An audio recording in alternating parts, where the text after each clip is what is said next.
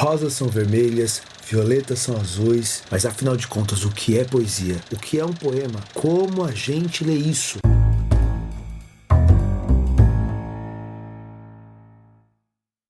De um jeito ou de outro, todo mundo aqui já deve ter visto um poema na vida, não é verdade? Você deve lembrar daquela sua tia da creche falando: batatinha quando nasce espalha rama pelo chão. O problema é que poesia é aquele tipo de coisa que todo mundo sabe o que é, mas pouca gente consegue explicar. Mas calma, que nesse vídeo eu vou explicar direitinho pra você. Então se você gosta de poesia ou só tá desesperado com a sua próxima prova de literatura, fica comigo até o final desse vídeo que eu vou te dar as ferramentas pra você encarar esse tipo de texto. Antes de começar, a gente precisa ficar atento a uma coisa. Antigamente existiam dois tipos de poesia: a poesia épica, que narrava os feitos dos deuses e dos heróis, e a poesia lírica, que expressava os sentimentos de alguém. Com o passar do tempo, a poesia épica foi perdendo lugar para outros tipos de narrativas, mas a poesia lírica se manteve. Então hoje em dia, quando a gente fala de poesia, na nossa cabeça a gente já está pensando em lírica. As duas coisas são meio sinônimos, beleza? Esse vídeo vai falar sobre poesia lírica, mas se você quiser saber um pouquinho mais sobre épica, comenta aqui embaixo que aí eu penso no seu caso e posso até fazer um vídeo novo, ok? Dito isso, a primeira coisa que a gente precisa saber para poder ler poesia lírica é que poesia é um tipo de arte, igual a pintura, a escultura, o cinema, a dança, a fotografia.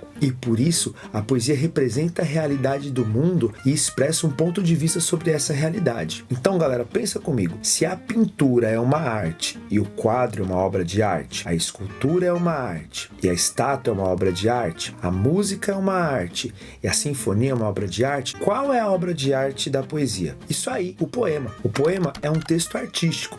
Isso quer dizer que não dá para ler um poema igual a gente lê uma receita de bolo. Já pensou ler Drummond igual ler a Palmeirinha? Não dá. Daqui a pouco você vai querer fazer pão de nuvens. E qual é a matéria-prima do poema? As palavras. Só que não do mesmo jeito que a gente encontra ela no dicionário, que seria a maneira denotativa. Dentro do poema, a palavra é aberta para as mais diversas interpretações. Isso a gente chama de maneira conotativa. E aí, galera, do mesmo jeito que dá para usar tinta para pintar a parede ou para fazer um mural, o uso artístico da palavra altera o seu significado. Mas segura isso aí que eu vou explicar melhor daqui a pouco, beleza? O que a gente precisa entender agora é que dá para escrever poesia, dá para fazer um poema sobre qualquer coisa, literalmente, desde as suas memórias de infância até sobre os meus gatos sentados ali na sala, porque um poema é um texto artístico que expressa o impacto de alguém diante do mundo, o ponto de vista de alguém sobre o mundo. Esse ponto de vista que aparece no poema nós chamamos de eu lírico ou eu poético, porque expressa o indivíduo a partir dele mesmo, ou de enunciador lírico ou poético, ou ainda de voz lírica ou poética, porque nós não temos um rosto, nós não temos um corpo, nós só temos a expressão daquele indivíduo dentro do poema. Todos esses nomes, eu lírico, eu poético, enunciador lírico, enunciador poético, voz lírica e voz poética, significam a mesma coisa. Só que a gente não pode confundir jamais o eu lírico com o autor. O eu lírico existe dentro do poema. O autor é uma pessoa de carne e osso, às vezes mais osso do que carne, como é o meu caso, mas que ele existe, ele é palpável, ele tem existência física, real. O eu lírico é só um ponto de vista pelo qual o autor escreve, ok?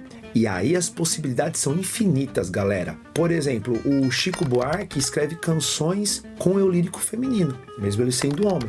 Do mesmo jeito, Vinícius de Moraes escreveu um poema falando a partir de uma porta. É a voz da porta que está lá. Eu sou feita de madeira, madeira, matéria morta, mas não há coisa no mundo mais viva do que uma porta. E isso mostra uma das potências que a poesia tem enquanto arte, que é a possibilidade de você dar voz ao outro, aquilo que você imagina ser o outro. Portanto, poesia, embora fale de uma experiência individual, também pode ser um exercício de alteridade. E teve gente que levou isso até as últimas consequências, galera. Teve um poeta português chamado Fernando Pessoa que criou para si outras personalidades, com data de nascimento, local de nascimento, profissão, personalidade própria, jeito de agir, jeito de andar, e alguns até ele matou, colocou até a data de morte. Bem, mas esse é um assunto muito fragmentado, melhor a gente tratar isso em outro vídeo. Ou será que não? Então tá, já sei o que é poesia, já sei o que é poema, já sei até o que é eu lírico. Mas como é que eu leio esse troço? Calma, vamos falar disso agora. Existem 3 camadas dentro de todos os poemas, gente. E essas 3 camadas podem se misturar, mas sempre uma das 3 vai estar presente ou vai se sobressair. São elas a melopeia, a fanopeia e a logopeia. A melopeia, galera, é aquela camada que costuma aparecer em poemas que se preocupam com a sonoridade. Ela se expressa por meio de rimas, da quantidade de sílabas, da organização dos versos, que são cada uma das linhas poéticas, pela organização das estrofes, que são as estruturas, né, de cada um dos versos em blocos. Nós temos vários tipos de poemas que são ligados à melopeia. A maioria deles é de forma muito fixa, como o soneto, a balada e a canção. Como vocês devem ter notado, são poemas ligados à musicalidade, porque estão ligados à sonoridade, claro. Um dos poemas mais conhecidos que trata dessa questão da sonoridade é o poema A Valsa, de Casimiro de Abreu. Tu ontem na dança que cansa voavas, com as faces em rosas formosas de vivo, lascivo carmim. Na valsa tão falsa corrias, fugias, ardente, contente, tranquila, serena, sem pena de mim. Como a gente pode ouvir,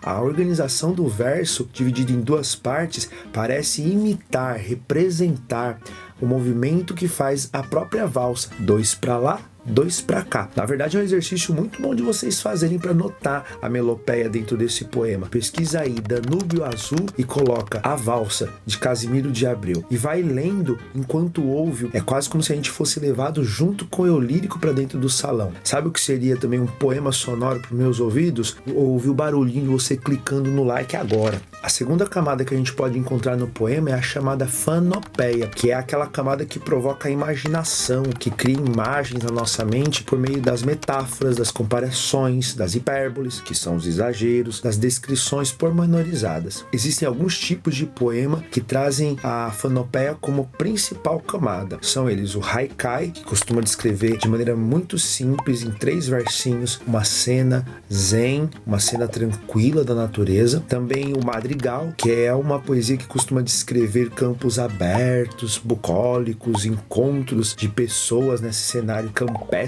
E o gazal, que é a descrição muitas vezes até erótica da mulher amada. Um exemplo que foge desses tipos poéticos que eu citei é o poema Construção, de Carlos Drummond de Andrade. Um grito pula no ar como foguete. Vem da paisagem de barro úmido, caliça e andaimes hirtos. O sol cai sobre as coisas em placa fervendo. O sorveteiro corta a rua e o vento brinca nos bigodes do construtor. Nesse poema, a gente consegue vislumbrar, observar tudo aquilo que o eu lírico está nos mostrando. É como se o eu lírico tivesse uma câmera fotográfica ou cinematográfica, enfim, e começa a nos mostrar uma cena, um recorte da realidade, que a gente só observa. Na nossa cabeça vai se projetando essa imagem. A gente começa a ver os detalhes, como ele dá. É esse detalhe engraçado dos bigodes sendo sacudidos pelo vento, né? Como se o construtor, o pedreiro, estivesse caindo de um andaime, e nessa queda a gente vê aquela imagem de desenho animado, os bigodes sendo sacudidos.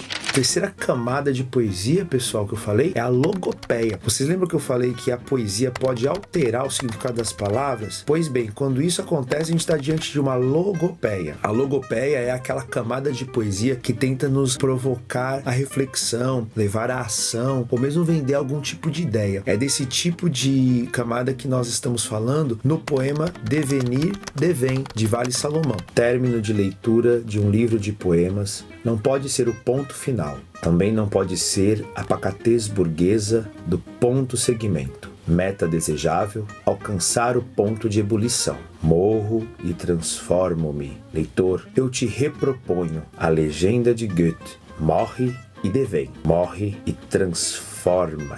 Como a gente pode perceber, nesse poema, o eu lírico, ele brinca com a noção de ponto. Ponto pode ser um sinal gráfico que organiza ali a frase, como ponto pode ser o momento, o instante em que algo eclode, em que algo explode, em que algo começa a ferver. E por que isso é interessante? Porque ele está propondo uma forma de ler poema. Terminar de ler um livro de poemas, segundo esse eu lírico, não deve ser algo que te leve a ficar quietinho, plácido, observando a natureza. Deve ser algo que te mova, que te leve a fazer algo. Seja criar, seja agir politicamente, mas fazer algo inédito, algo que revolucione, algo que transforme você mesmo enquanto pessoa. Pode acontecer dessas 3 camadas se misturarem, gente, e você ter logopeia, fanopeia e melopeia no mesmo poema. O que importa é que a gente tem que ser capaz de perceber quando o poema está se preocupando mais com a sonoridade, mais com a formação de imagens ou com a apresentação de alguma ideia. E aí, tá sabendo mais de poesia agora? Deixa eu saber que eu te ajudei. Deixa teu joinha aí, comenta pra mim o que você achou do vídeo. Aproveita e se inscreve no canal, deixa eu te ajudar. Logo menos, eu tô lançando um vídeo falando sobre um dos livros da lista da FUVEST desse ano. Já manda esse vídeo aqui pro teu amigo Pangaré que não estuda pra prova e que fica pedindo cola pra você depois, beleza? Eu vou ficando por aqui, boas leituras e valeu!